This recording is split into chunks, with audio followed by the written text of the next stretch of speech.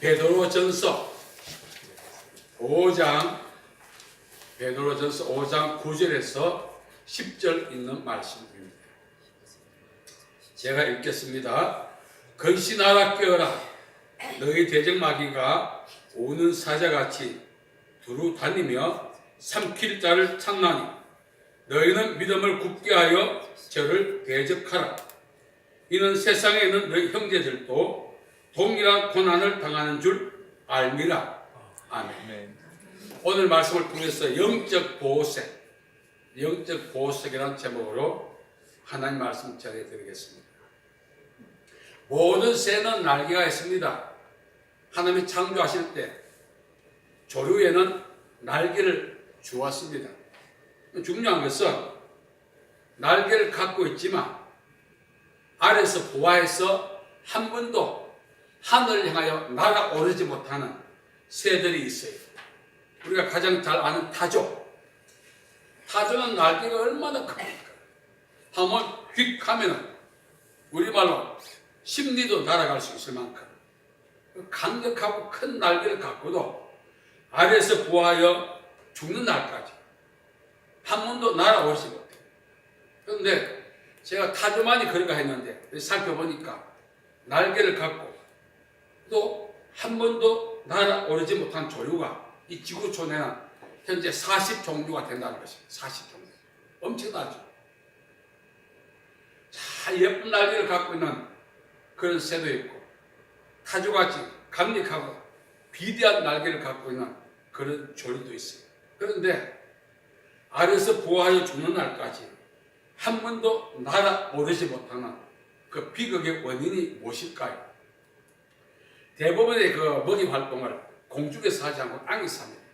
그래서 땅에서 먹이 활동하다 보니까 이제 몸이 비대해지고 날아오르는 횟수가 줄어들고 그래서 날개가 태화되었다는 그런 설이 있습니다. 또 날개보다도 타조는 다리가 있잖아요. 날개보다도 다리를 더 많이 사용하다 보니 날개가 태화되었다 그런 설도 있어요. 한 가지 더 설이 있는데 그것이 무엇인가 하면 천적, 이 조류를 먹잇감으로 이렇게 삼는 조류의 원수죠. 그 천적이 소멸되거나 천적의 공격이 중단되었기 때문이라는 말이 있어요. 무슨 말인가 하면 이 날개는 조류의 생명이 하늘을 향해 날아오르라고 주신 것도 있지만 천적이 올 때 먹잇감을 삼기 위해서 가까이 올 때 날아오름으로써 천적을 피할 수가 있지 않습니까? 그런데 천적들이 죽고 나니까 또 천적의 공격이 뜸해지니까 이제 이 날아오르지 않고 지상활동을 하기 시작합니다. 그래서 태화되었다 그런 설도 있어요.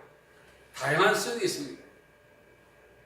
중요한 것은 제가 생각이 꽂히는 것 중에 하나는 천적이 줄어들었기 때문에 날개가 태화되었다는 설입니다. 사실임을 떠나서 설이죠, 설. 이 새가 천적에서 시달리고 피곤하고 절망적이고 희비가 깔린 삶을 피하기 위해서 날아오르지 않습니까? 그런데 이 날개짓을 천적들의 공격이 뜸해지니까 날개짓을 잘 하지 않는 거죠. 횟수가 줄어든 거죠. 그래서 태화되는 거죠. 우리에게 시사하는 의미가 커요. 우리 역시 살아가면서 천적들이 있습니다. 마귀가 있죠. 질병이 있죠. 어려운 환경이 있죠. 가난이 있죠. 또 절망적인 그런 생각, 두려움 얼마나 많습니까? 천적이.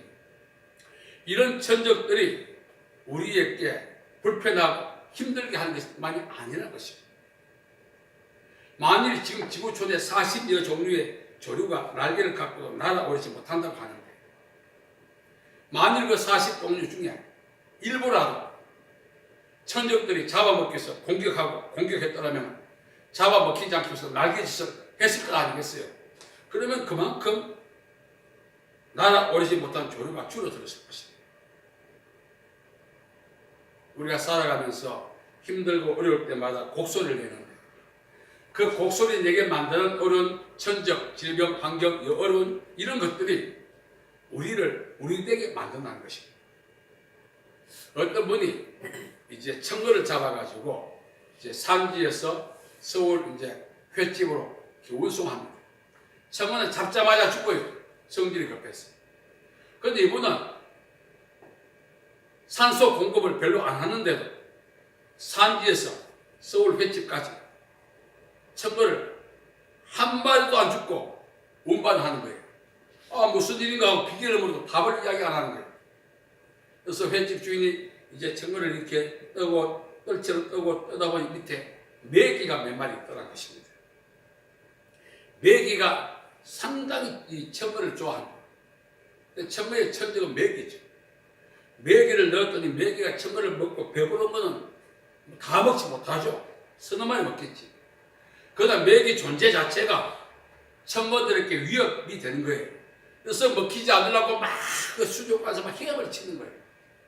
그래서 서울까지 운반하는데 유익했다는 것을 이야기했다는 것입니다. 천적이 우리를 우리 되게 만든다. 아이러니하지만 사실인 것입니다. 우리가 살아가면서 많은 분들이 못 살겠다. 내 인생 여기까지다. 어떤 분은 자살로 극단적 방법으로 삶을 마감할 정도로 힘든 상황들이 있습니다. 그런데 그 힘든 상황이 그 사람이 결정해서 죽음에 이르는 거지. 요동치게 만들고 활력 있게 만들고 생명력 있게 만드는 하나의 매개체 역할을 한다는 사실은 잊어버리거든요. 힘들다고 말하죠. 과거부터 이 짐승들이 맘모스 같은 코끼리 조상이라 하는데 그 큰 몸집 공룡들은 다 소멸됐어요. 그런데 그 공룡이나 맘모스의 먹잇감에 지나지 않았던 약한 종류들은 아직도 존재하고 있어요. 왜 그럴까요? 덜 먹혀서 아닙니다. 짐승들은 천적으로부터 자기 자신을 보호하기 위한 보호색이라고 하는 것이 있습니다. 예를 들어서 숲풀에 새가 와서 이 먹이를 곤충을 먹으러 할 때 곤충이 주변 숲풀 색깔로 몸을 변화시키면 새가 시야가 흐려져서 먹지를 못해요. 그래서 살아남는 거예요. 이걸 보호색이라고 합니다. 조류에 있어서 보호색은 뭡니까? 조류는 고유한 색깔이 있어서 그렇게 일반 보호색을 갖고 있지는 않지만 날개 자체가 보호색입니다. 꼭 주변의 환경에 맞게 몸 색깔을 변화시키는 것만이 보호색이 아닌 것입니다. 우리가 위기에 처했을 때 지혜도 보호색 역할을 하는 거예요. 때는 두려울 때 담대함, 그 담대함이 두려움을 뚫고 나가는 보호색 역할을 하는 거예요. 그래서 조류에 있어서 가장 중요한 것은 바로 이 보호색이 날개짓입니다. 그래서 이 조류가 잡히 먹지 않고 예수님 오신 그날까지 살아남으려면 어떻게 해야 되죠? 날개짓을 계속해야 돼요.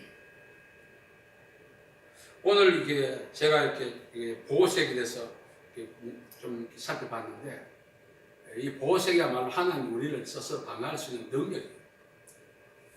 그 능력을 적극적으로 활용해야 천적들에게서 잡아먹히지 않고 살아남을 수 있어요.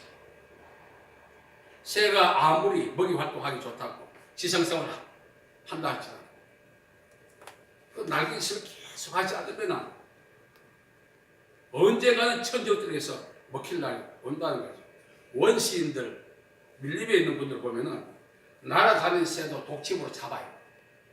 근데 하루는 무어락한 새를 잡는데 거기 막 날개를 갖고도 못 날아다니면서 닭처럼 막 밀림을 해주고 다니는 그 새를 보니 참 불쌍하더라.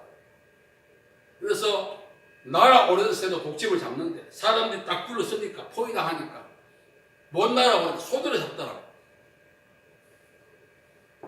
하나님이 우리에게 주신 보호색을 적극적으로 활용할 수 있는 기회가 언제냐? 환난의 때입니다.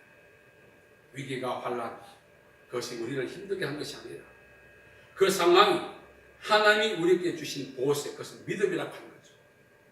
믿음의 보호색을 적극적으로 활용할 수 있는 기회가 되기 때문에 오히려 환난이나 고난의 때가 유익하다는 것입니다.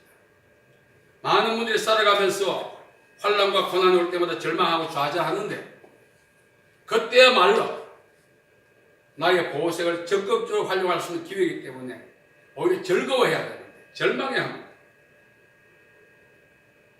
천적과의 전쟁에서 승리하는 방법이 무엇일까?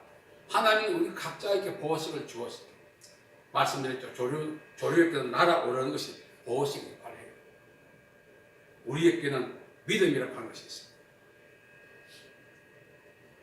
요한일서 5장 4절에 보면은 대저 하나님께로 난 자는 세상을 이기느니라. 세상을 이기면 이것이 곧 우리의 믿음이다 했습니다. 이 코스모스로 가는 단어는 여러 가지가 있습니다. 다만 우리가 살아가면서 천적들, 질병, 가난, 고통, 몸고생, 마음고생하게 만드는 모든 것들이 보이든 보이지 않든 천적의 역할을 해요. 이 천적과의 싸움에서 승리할 수 있는 유일한 방법은 적극적 믿음으로 사는 것입니다. 다른 말 일관된 믿음으로 사는 것입니다. 이 조류나가 이런 곤충들은요, 이 천적이 올 때마다 순간적으로 천적을 감지하는 순간 자동 신경계가 반응해서 보호색을 발휘한다고 합니다. 그런데 우리는 본능적으로 보호색을 작동하지 않습니다. 인지하고 의식을 가져야 돼요. 그래야만 되는 것입니다. 자, 우리가 보호색을 믿음이라고 하는 보호색은 큰 능력이 있어요. 베드로가 이르되 금과 은은 내게 없거니와 내게 있는 것으로 내게 주노니 곧 나사렛 예수 이름으로 일어나 걸어라 했을 때 안전뱅이가 일어났습니다. 그 안전뱅이로 하여금 절망적인 상황, 그것을 운명으로 여기고 살게 만들었던 그런 모든 상황들을 극복하게 만들었던 거죠.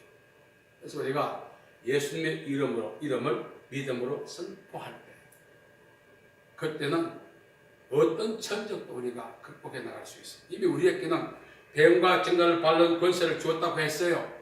그것을 활용하는 방법이 믿음으로 예수님의 이름을 활용하는 것입니다. 마귀와의 전쟁에서 승리할 수 있는 능력은 우리에게 없어요. 예수께서 그 능력을 우리에게 DNA를 우리에게 주셨고, 또 예수의 이름 자체가 세상을 승리한 권세의 상징이기 때문에 예수님의 이름을 적극적으로 우리가 활용해야 돼요. 저는 간혹 이렇게 기도합니다. 나와 우리 가족, 우리 가문, 나의 사역, 우리 가족의 격려, 이것들 회방하는 배후의 영들을 떠나가라고 가끔 외쳐요. 그 대적할 필요가 있기 때문에. 천적은 항상 우는 사자같이 두루 돌아다니며 삼킬 자를 찾는다 했어요. 여기서 우리가 노출되지 않아도 천적은 공격하게 되어 있어요. 이 공격을 극복할 수 있는 유일한 방법이 뭐냐? 적극적 믿음이죠. 그래서 우리가 평소에는 믿음이 좋다, 우리 판단과 기준이 있지만 우리가 판단했던 그 믿음 좋은 사람, 개인적으로 위기가 올 때 처신하는 것에 불쌍해. 평소에는 태산을 옮길 듯한 믿음을 갖고 수많은 사람을 기여하고 생기를 불어넣었던 그 사람이 진작 위기가 오게 되면 당황해서 어쩔 줄 몰라요. 그게 본색이라는 것이에요. 그래서 위기라고 하는 천적, 마귀라고 하는 천적, 상황이라고 하는 천적, 질병이라고 하는 천적, 이 다양한 천적들에 의해서 우리가 우기삼을 당하고 있는데, 이것 때문에 우리가 괴로워한다는 것은 우리가 약골이라는 뜻입니다. 만일 위기가 올 때 아뜨거 한다면은 날개를 갖고도 부하 후에 한 번도 날아오르지 못한 새가 되고 마는 거예요. 하나님이 날개를 주실 때는 날아오르라고 주시지 않습니까?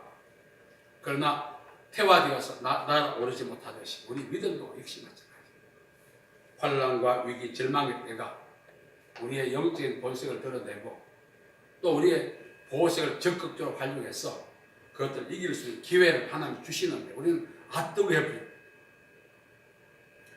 하나님께서 창조하신 피조물들, 보호색에는 한계가 있어요.